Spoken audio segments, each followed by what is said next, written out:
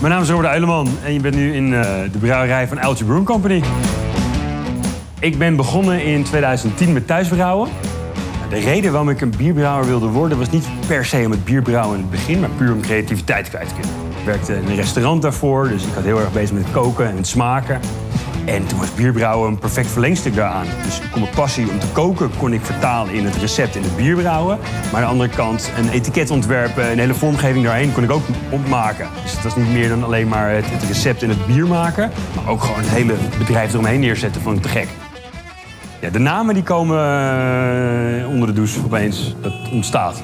Nadat ik in 2012 begon was de Uiltje brouwerij het Uiltje. Het was heel klein bedacht.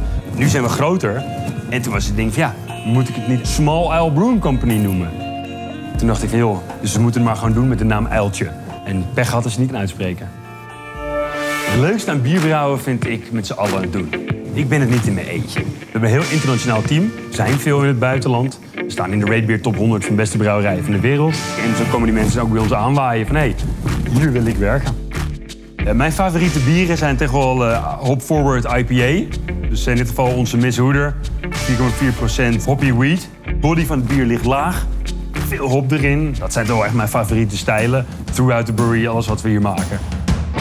Darth Vader in de brouwerij is gewoon fun. Weet je hoe vaak mensen rondleidingen hebben gehad? Wie staat daar? Ja, Darth Vader.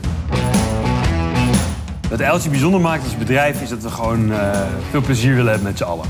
En ik denk omdat we veel plezier willen hebben in de bieren die we maken, dat je dat ook terugproeft in de bieren uiteindelijk. Dat maakt onze brouwerij denk ik wel heel bijzonder.